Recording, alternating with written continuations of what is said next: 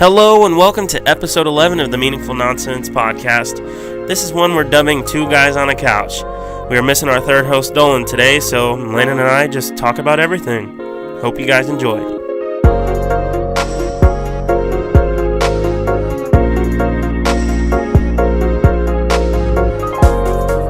Welcome aboard. Hello and welcome to the Meaningful Nonsense podcast. Today, this is episode 11. Yeah. And it's been a quick 11. You know, we've missed a couple weeks, but if you're watching on YouTube, you've probably noticed something pretty odd. What's that? Today, we do not have our third co-host, Dolan. He's out. Forever. He's never coming back. Nah, just kidding. Now, today, him and my father have been redoing his room a little bit. He's been up for a long time. They went and got themselves a new bed, a new 55-inch TV, Yeah. a new chest of drawers. He's really getting a bunch of stuff for his room. Sounds like a total makeover. He did. Total Maybe makeover. even a remodel. They remodeled the home. So what they did is they took the old room that I used to live in, went ahead and closed it up, took the door out, drywalled it shut. Oh, yeah. Extended the bathroom out a little bit, and then what space was left in that room, maybe 10 by 12 or something like that, they actually made a door in between the two rooms that were my old room and Dolan's room. Like a doorway? Yeah, doorway, and now he's got two spaces. Wow. Almost double the space? Yeah, double the space. Basically, his bedroom is where mine used to be. It's the little bit smaller one, just for his sleeping, his watching TV and such. And then he walks into his massive game room, equipped with all of his consoles, his entertainment decor, if you will, and his gaming computer. Yeah. I think he's even going to put like a pool table in there or something. It's going to be the real Whoa. deal. I know. That would be pretty intense. It is going to be intense. I'd be for it. I'm for it. I wish I could do something like that, but you know, babies and whatnot. Yeah. And the wife, she wants her space. Yeah. So anyways, we're probably going to change the title to Two Guys on a Couch. Just for today. Welcome to episode 1 of Two Guys Sitting on a Couch. And who knows what we'll talk about. 'Cause we lost a third voice. Yeah. We lost a third of our airtime. Yeah, I know. So we're going to have to divide that between us two and come up with content. I don't know what we're going to do.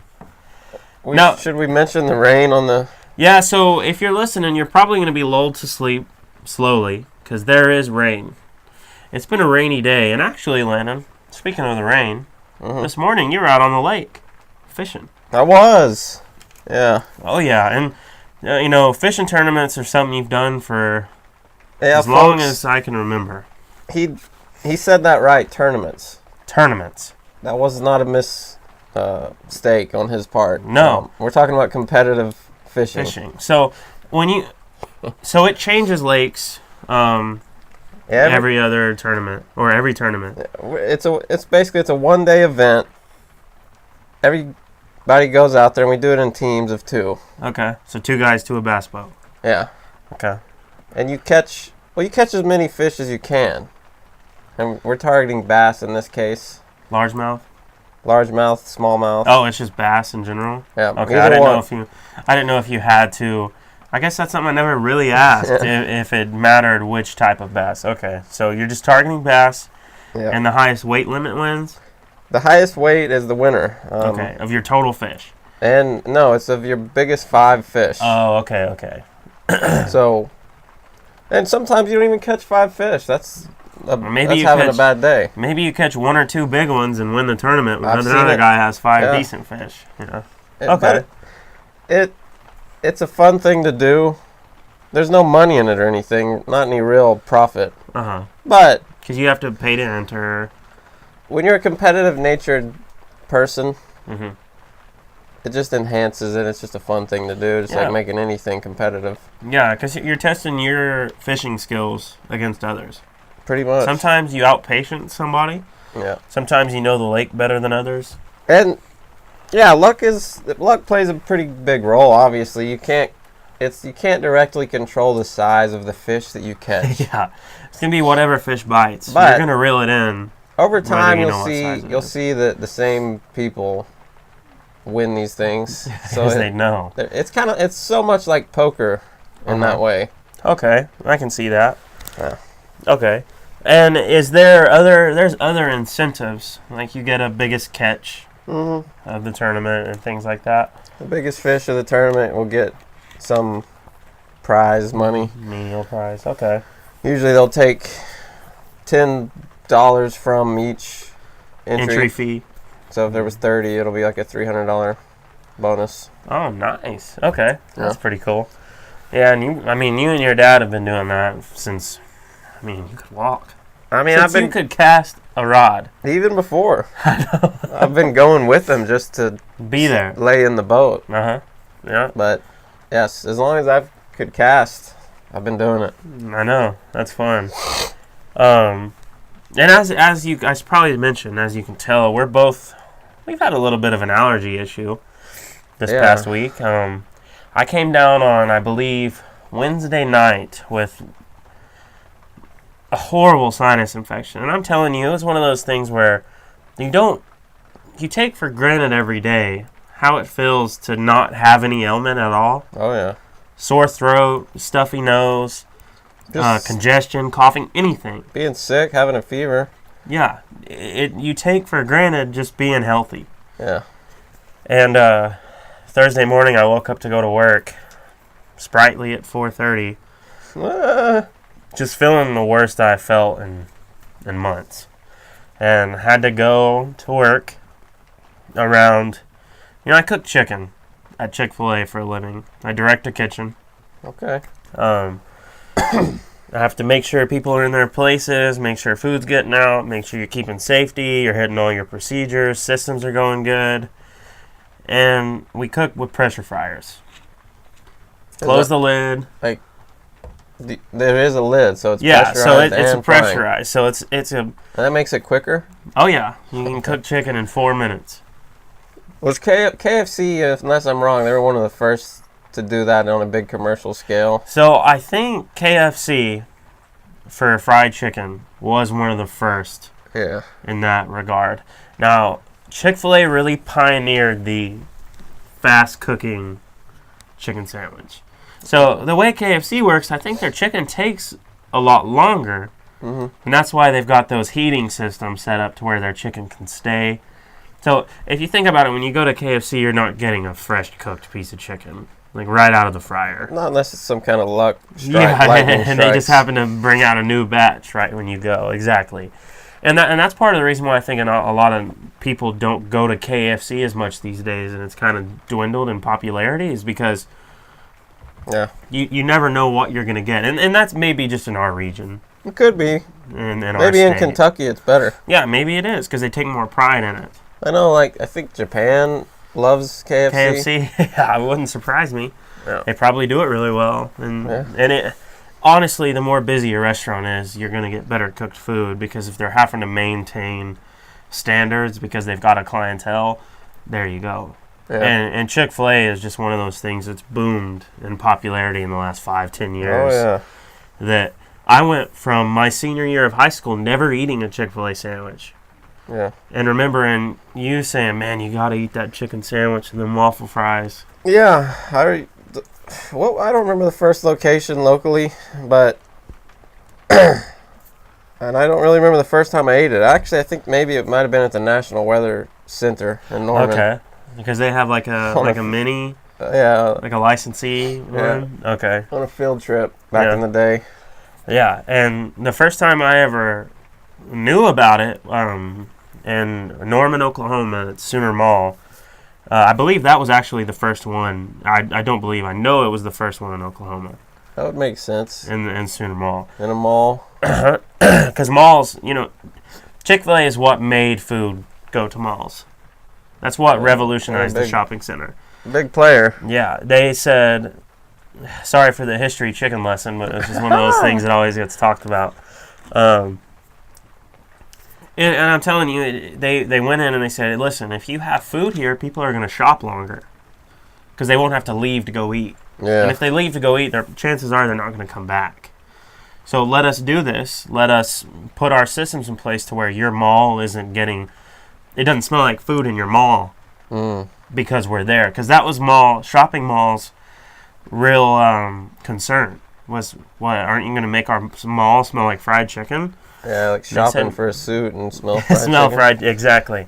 And nobody would want that when they're trying to buy a Hugo Boss suit or something. I don't know. They'll go to Dillard's and be smelling smelling like chicken because you walk through the food court. But no, they went in and they put it in Greenbrier Mall in Georgia.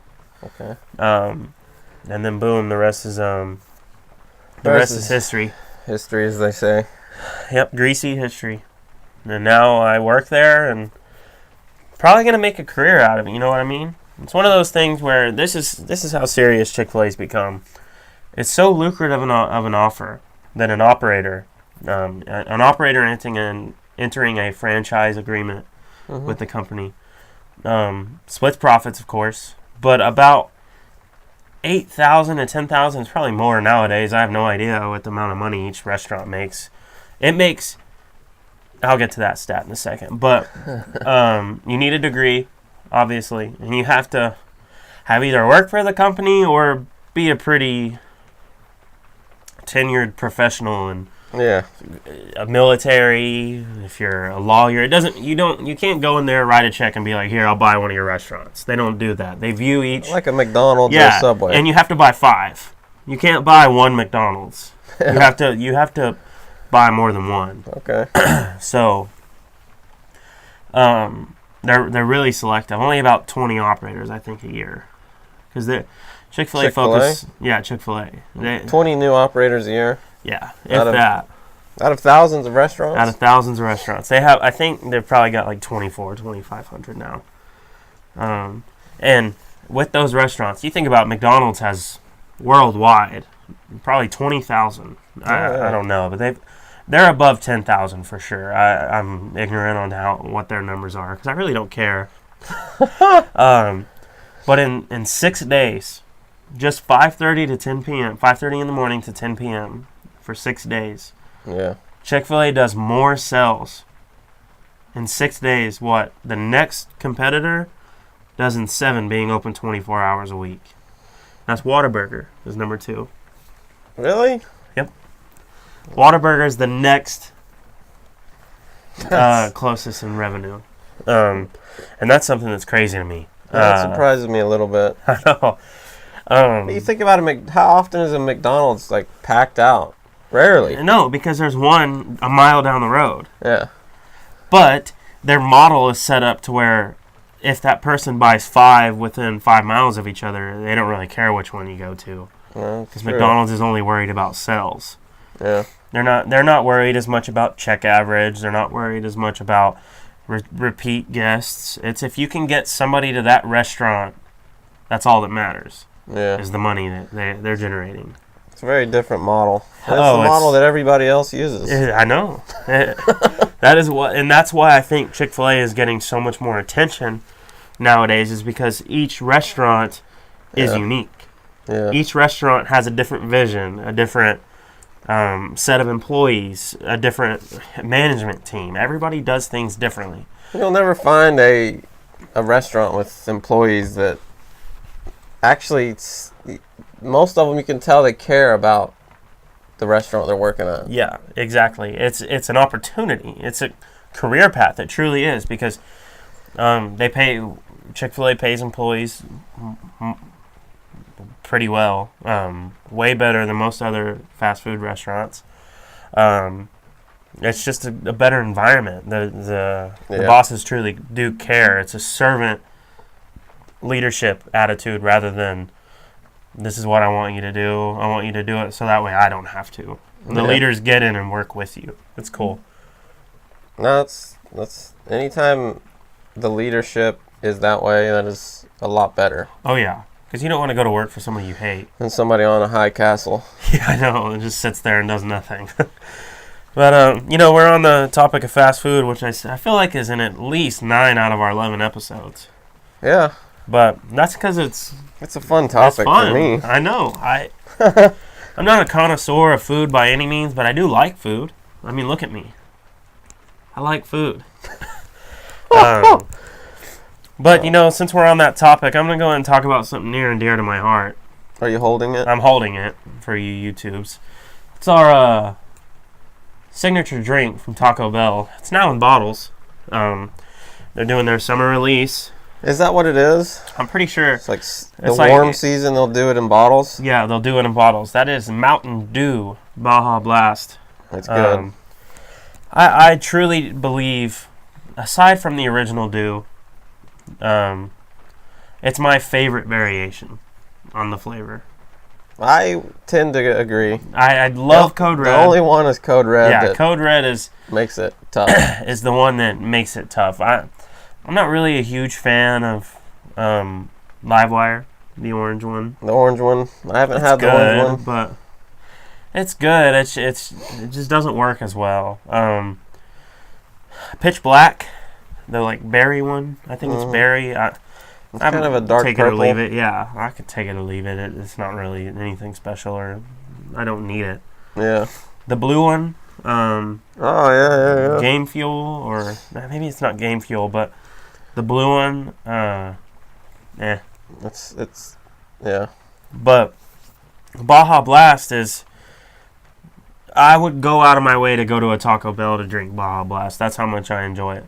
Now they claim it was engineered to be drunk with Taco Bell. I know, and it pairs well, man. And when you have it with Taco Bell, you can kind of see why. It's called Baja Blast. Yeah. It's supposed to have that Tex-Mexy type feel to it. The Dew with a blast of natural and artificial tropical lime flavor. And what doesn't go well with the taco, or sprinkle it with lime juice. You do that with your street tacos, and I know that's what Taco Bell's going for, is to be considered genuine Mexican food, even though it's not at all. But that's what they're going for. That's their brand. But it's something that I really do love. And now, they've come out with a Baja Blast Zero. And let me tell you, if I ever jumpstart this diet the way I need to, oh boy, I'm going to be having me some Baja Blast Zero. Yeah, because Diet Mountain Dew is one of the truest tasting diets. 0 cal. It is.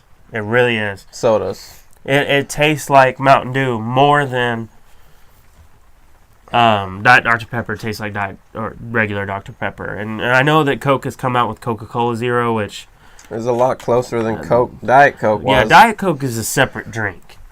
It is its own drink. It's the second most popular soft drink in the globe. I know. It's insane. Behind Coke. Yeah, Coke is just people love it. And I've always been one. I like Dr. Pepper better than Coke.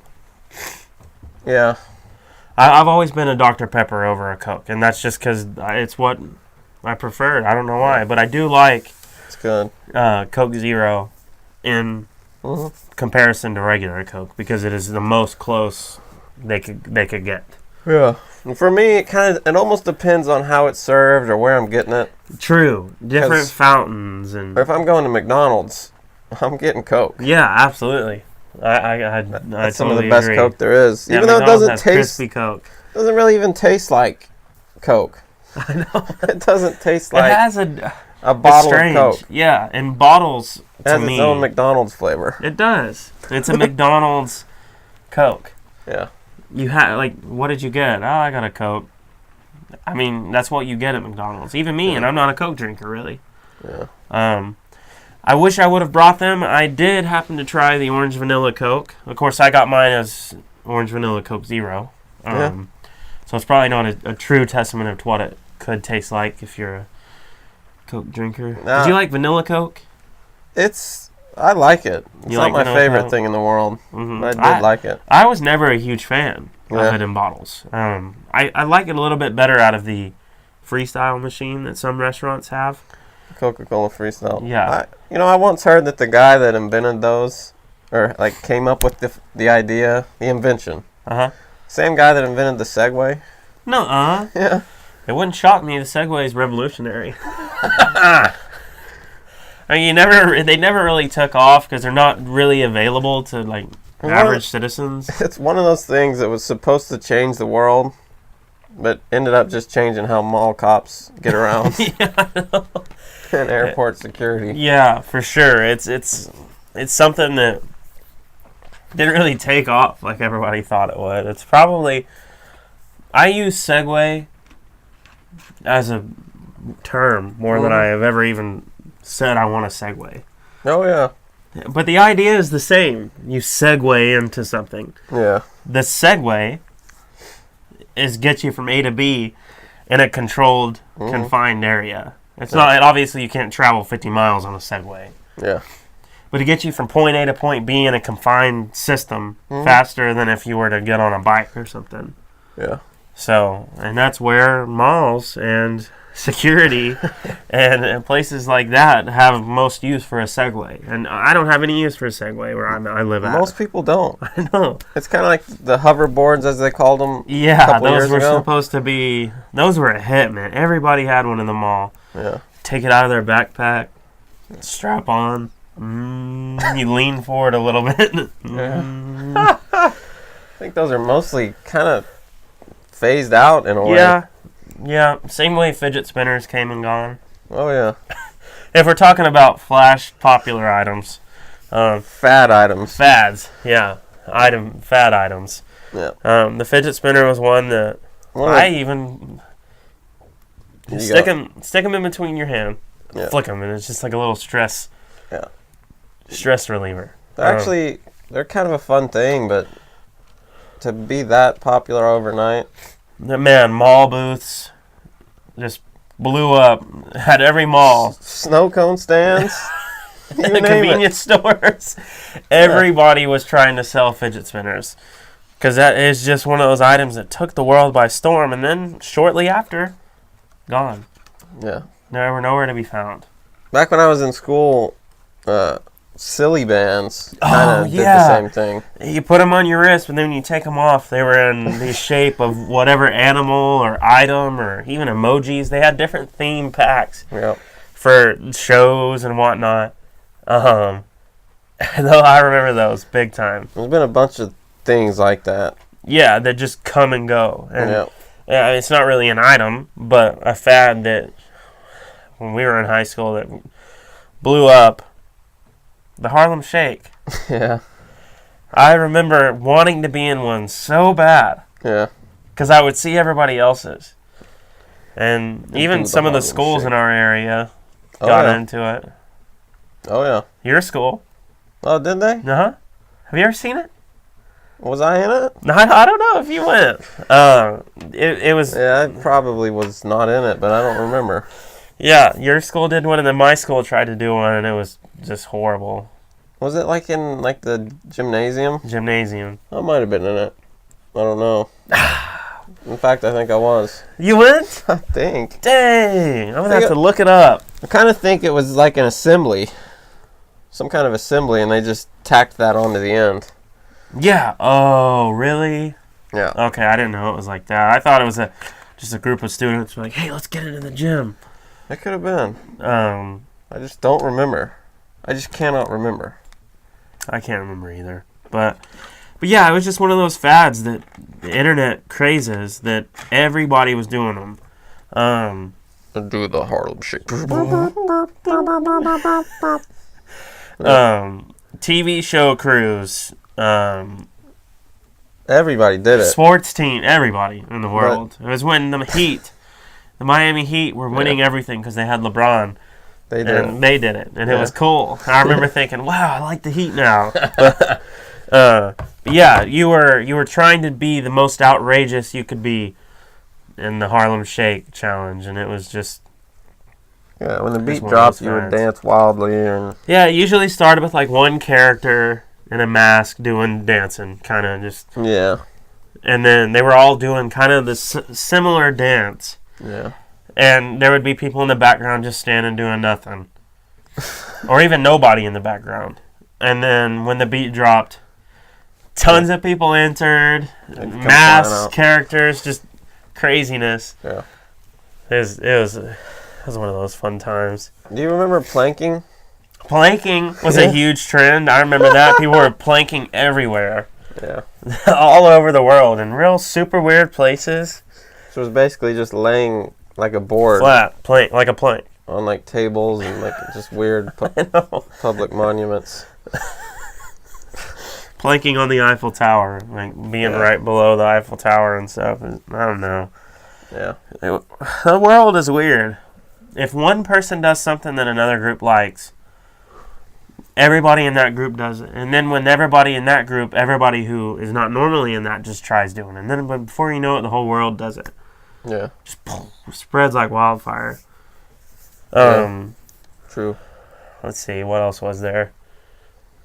None are coming to mind now. I mean, there was a bunch of challenges, like the one where everybody just stood still. That was more recently. Oh, can't remember the name. The Song of Black Beatles by Ray Shrimmered. Oh, what was that song? That girl is a real crowd pleaser. What was that called? Yeah, that was a strange song for that challenge. Yeah, I know. It's just totally unrelated to the song. But because somebody did it, it just took off. Mannequin Challenge. The Mannequin Challenge. Yeah, and it had nothing to do with that song. But nonetheless, still very popular. Then, of course, you get all the dances, the Soulja Boys, the Dougie. And a lot like that. But, yeah, we live in a real fad society. This goes through random things. Yeah. Especially with fashion and stuff. That's the king of fads. I don't even get into any fashion. I'm wearing a pocket tee. I did actually in high school love wearing Hollister clothing, which now go out of business everywhere. Yeah. At least in our area. Callie might still love them some Hollister. I don't know. Maybe. American Eagle used to be really huge. It's still stuck around and has made its way back into people wearing their clothes, but not as crazy as it was when we were in like middle school. It even started in elementary, got to middle school, and then high school it kind of dwindled. Yeah, we were skater boys. Yeah, we were skater. I wore the etnies, the big wide etnies. Yeah. Tried hacky sacking. Yeah. We got them for. I got them, and when you get them, they're great for hacky sacking. Hacky sacking shoes. They're real wide. Yeah. And they give you a nice, good area. Yep. For you to be able to hit up the hacky and you wouldn't lose it. But yeah, man, I'm telling you, it was fun. That was fun times. Of course, we spoke to it a little bit before, how we used to YouTube and make films. Oh yeah. Now we do this. LD Productions. LD Productions. This video was brought to you by LD Productions. There it is. There But it is. no lie, our editing for at the time using Movie Maker, they would overheat our laptop so much that it would go off and we'd lose our project. So we had to do it in increments. Yeah. One time we tried to put a fan right up against the laptop so that it would stay cool. Yeah. Yeah, we had to do, if the video was longer than 5 minutes, we had to do it in 5 or 8 minute increments. Pieces. Yeah, because it was more about when it would write it into a video format in a file. It would overheat real bad. Yeah. So when we were doing the feature length film we made, which was actually 30, 40 minutes, if that, but I think it was 22. Yeah, I know. Man, was it really that short? I think so. Dang, it always feels like it's so much longer when it's really not. It's just an elongated video. But we had to do it in 5 minute increments or so, and then put it all in one, and then somehow it made it through. It did. Those were fun probably times. an exciting time. I know, because we're wrote it to a DVD. Yep. Had copies. Mm-hmm. That was cool, man. That was cool. Which I feel like, producing a film from scratch without a team around you, it's just complex. Yeah, it you is. write the script or write the storyline, turn it into kind of a script, and things about that. Even as amateur as that was, it was all this difficult planning that we had to do. We were the different sets and stuff that we wanted. Yeah, and we had to We didn't have any money. No. We can't go out and buy something that we needed. So we went with what we had. Couldn't even drive. So No, we couldn't drive. We had to ask for lifts. Have logistics for how to get places. Yeah, no, it's all right. So next weekend when we film this part, we're going to go to Mom's house. Then the next time we're going to be at my house. Yeah. And then hopefully we'll try to go here. And then like we were going to try to make another movie. We tried to time it with when our family went out to eat or something. Mm-hmm. Film somewhere. We wanted the intro to be in a restaurant. Yes. That was, we were going to do a film change. Yeah. And we wanted it to be like start out in a restaurant and the guy goes and gets a soda, eats breakfast, comes home, and then boom. Which we had an intro that was going to be awesome. Oh, yeah.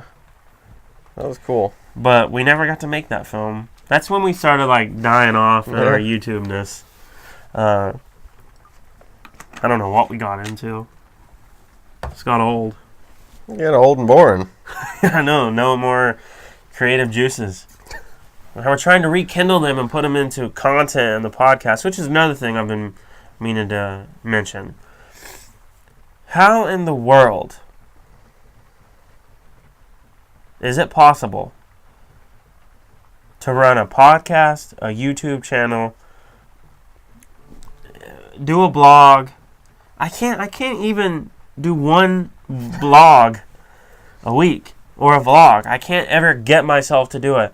Which I understand, you work a full-time job. Yeah. But it just makes me so angry that I haven't been able to stick to any of the goals I set for 2019. I haven't been able to write for my blog. It's because when I get home, it's tough. I'm tired. You don't want to move. I know. I don't want to do a vlog. Exactly. Yeah. I know. But it's angering. I wish this episode is going to be the one that gets thousands of hits. I know it. Two guys on the couch. I feel it. Hey! And then hopefully when we get super recognition, Dolan's going to come back in and I'm going to say no. You blew it. Gosh. You blew it. And like Adam Sandler style. A tried and true podcast technique is to have guests that people want to hear. Yeah, exactly. But that's tough to do. Nobody's going to want to be on our podcast if there is no audience. Yeah. How do you convince Garth Brooks to come on this? He's going to say, no, I want $15,000. Yeah. Yeah, it's going to be almost like a business. He would be making us money. Yeah. We wouldn't be giving him any clout. You could do something, I don't know, with a smaller market, more specific market. Yeah. And get people that are famous in those circles or semi-famous. So, because they want something too. They want exposure. Yeah, exactly. And that's where I think if we can find somebody who, it would almost make them look good if they went on some middle of the road podcast that may never hit it big. Yeah. But if they came on and people were like, wow, that guy did that for them. Yeah. Gave them some listeners. Yeah. That's cool. I like that guy. Maybe if we could pitch it like that to somebody, there's nobody we could do that for. Right now. Unless I'm just going to start emailing people on their, how like Instagrammers and people that have check mark in their business inquiries only. Yeah, that's kind of... I'm going to start emailing everybody and be like, guy, listen, I don't have any money. I don't even really have an audience. But if you come on here, I guarantee you will look good. Because people clicked on our podcast. Yeah. And you made us look good by being on it. That's gonna make you look good. People are gonna think you're cool. You're a cool guy instead of like an a-hole or something. Yeah. But yeah. I twiddle my thumbs often. You ponder? During the week and ponder of something great. I got into a song lyric. But yeah, no, for real though. I sit and I think and I write down and I have all these ideas flowing that I just wonder how we execute. How do we execute with full-time jobs, hobbies, family? How do you do it? You give it all up. Yeah, you do. And you just No, you can. There's enough time in the week, in the day. Oh, It's just will at that point. it is. It's just sheer. You got to put in the work. Yeah. And I listened to one of the and I know it may be dumb, but one of the guests I want on this show in the future, if it ever becomes something, I'm gonna put it on our Meaningful Nonsense bucket list. Is Gary Vaynerchuk. Okay. Have you seen any of his stuff on Instagram or YouTube? I don't know. He's It got a sounds very podcast familiar. too. He's an entrepreneur. Okay. That's good. And he's built a massive empire off of his dad's liquor store that he had. His dad migrated to America, so he is immigrant. Okay. He's turned that liquor store or that business into a multi-million-dollar business. Okay. He owns a winery, and he sold wine. And what he did when he started on YouTube, was just sat and talked over a glass of wine. And, just talked about wine or talked about whatever. I like that. Yeah. And made a ton of money. Started investing. I think he invested in... he invested in a lot of really big companies. I think Facebook. Oh, yeah. He's investor. He puts in time. Well, he got so rich... But he still works every day and works 16-hour days and grinds. And his whole message is just never stop grinding until you get what you want. Mm-hmm. And if you're putting in work and you're putting in effort and you're always maximizing your output, eventually the results are going to come. Yeah. Always produce content. Always put it out there what you want to say, what you're trying to do. Maybe we do it twice a week, which is impossible. Yeah. But eventually, maybe the 1 weeks start going, and then you're like, okay, well, I'll do 2 a week and see how that picks up traction. And then once you have a viable candidate to replace what you're already doing, go for it. Yeah. And obviously, not everybody can just up and quit what they're doing because they have families or they have responsibilities or bills or whatever it may be. Exactly. It's amazing. They say the harder you work, the luckier you get. Yeah. And it's not luck. Yeah. The statement is true because you feel like it's luck. Like, wow, I did this. But it's because you put in all that effort. And that's something that, we put in a lot of effort to get where we're at. You finished your collegiate studies. You did that. You went and you spent the years. You got your degree, and now you're in a job which is sustainable for the rest of your life. It is, yeah. Yeah, but... Does it make it fun? No, it doesn't. And at that point, that's where Gary Vee will say, are you just settling? Yeah. You may have everything you ever need. Yeah. But if you're not going for what you want, are you truly happy? So his thing is all about, now he's a motivational speaker and tours and has this massive empire, millions of followers, or even if he has 1 million now. But motivational speaker would be a fun thing to do. It would be, just to ignite passion in somebody else. Like the I feel like preacher. I could do it. You know what I mean? Yeah, the hip-hop preacher, as we talked about. And I do feel like you could do it. 5 million followers. Yeah. So he invests in Facebook, Snapchat, Venmo, and Uber. Those are some good ones, especially if he invested when they were young. Oh yeah, he did. And he said when he invested in Uber, I may be mixing up some of the idea, but the whole idea was when he invested in Uber, like, of course I'm going to do this. This is such a genius idea. Yeah. Why aren't the taxi cab drivers doing it? Because it's not even, you don't use a taxi hardly anymore. Yeah. You get in an Uber. Use it on your phone. Boom. 1 click. Tip them. You're out. Yeah. You're in your spot. It's perfect. It's saving lives, literally, because people are not on the streets drunk. It's getting people who otherwise can't afford a car yet. Places. Yeah. It's just a genius idea. And Snapchat, which... It's getting people jobs. Yeah, and people are getting jobs. They afford their car to go and use it for their employment. Like, I've done Postmates on the side a little bit. Mm-hmm. And that is a genius idea. Because what is one thing that's never going to go away? People need food to live. Yeah. And some people don't have a car or just don't want to get out. You beep, beep, beep. Tap on your phone what you want. Go to the restaurant. And the Postmate driver gets it on their phone. They accept the order. Go pick it up. Yep. Take it to them. Boom. Cuts out delivery drivers. Yeah. You become your own boss in a situation like that. Yeah. And that's for me. It's just one of those things that I can never quite get my mind wrapped around working hard enough to get what I want. It's a very foreign concept. It is. At this point. I know. I feel like I'm an intelligent human. Yeah. I feel like if I do something, I can put my mind to it and I'll finish it. And I'll get it good. And I'll learn it. It's just I haven't applied it in a lot of areas.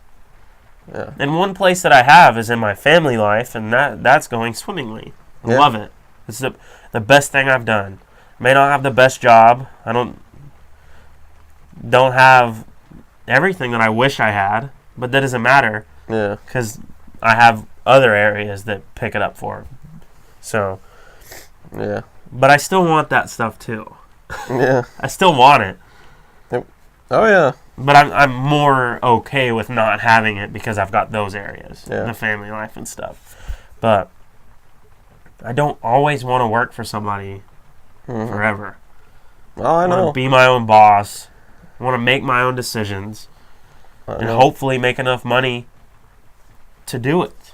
Yeah. If you decide all of a sudden you just feel like going to Hawaii, you want to be able to. Yeah.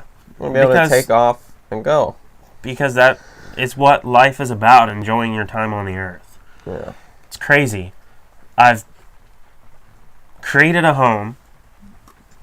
You created a human. Yeah, I created a human with Genesee, my wife. We have this family. We have another human on the way. But to be able to sustain the life we live, I have to leave them. Yeah. To work and make money so that we can have things. Basic necessities like food, shelter, heat, water, air. But I'm away. Yeah. It's crazy and most everybody does that. Oh yeah. That's the pattern. That's our civilization. Yeah, society. It's you are born, you have your pubescent stages, your toddler, infancy, then you're in school. You're getting your education. Five, maybe 4. Maybe earlier, yeah. And sometimes even like 3. There's a pre-daycare-ish type things where parents are like, well, I have to work. I'm going to put my kid in some sort of educational type, like step-up school and pre-K, which is basically a de facto daycare, but they learn something. Then you go kindergarten through 12th. Yep. And then if you're fortunate enough to afford or you get scholarships, you work hard enough, you go to college and you're there for 4 years minimum to get a bachelor's degree. And then if you want to further your education, because with a bachelor's nowadays, it's almost exactly what a high school diploma was 20 years ago. Yeah.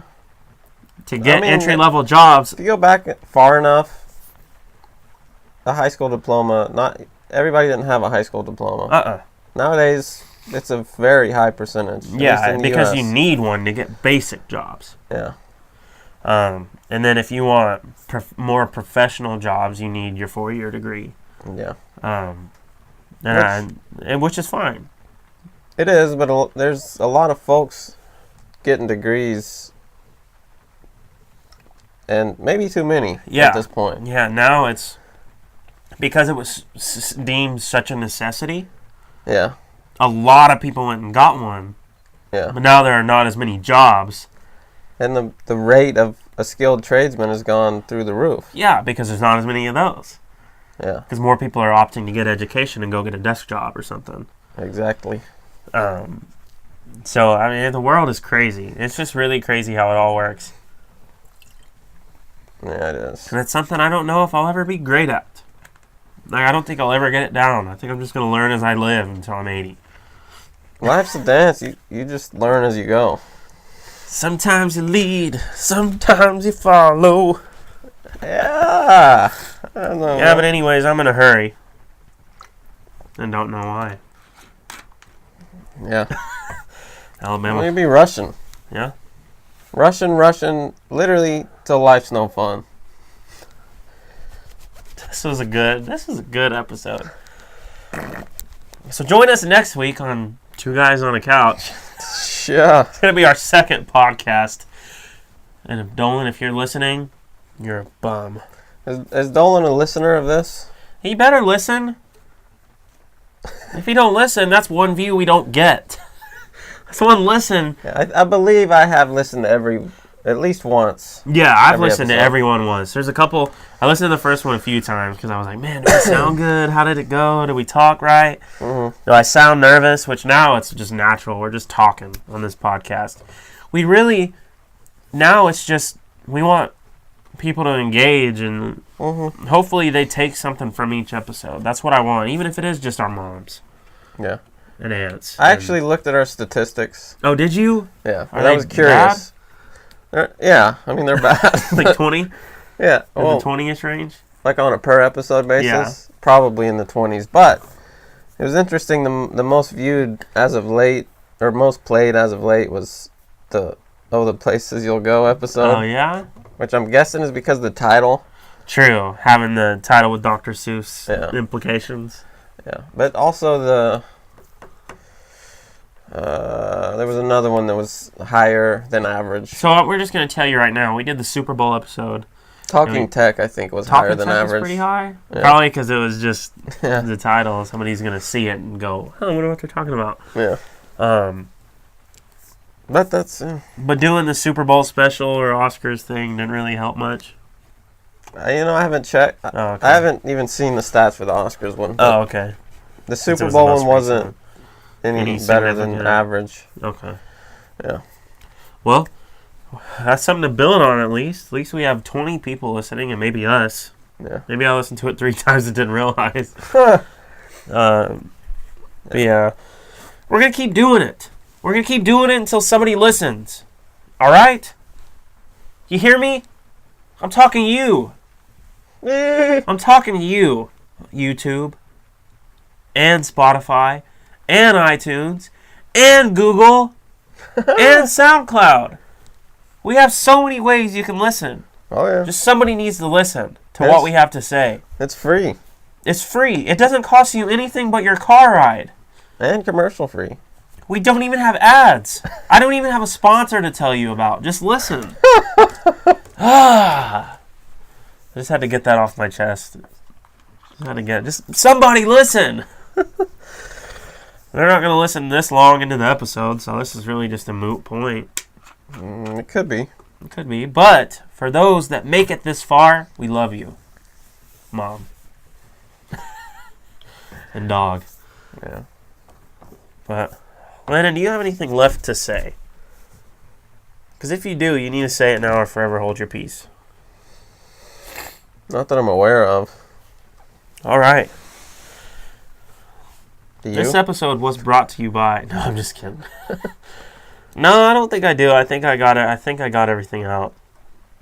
I left it all on the line. You laid it out there. I did. Sickness and all. I just did it. Rain's playing in the background. This is just a nice episode. Just a nice one. But anyways, until next time, I guess. Bye. Peace!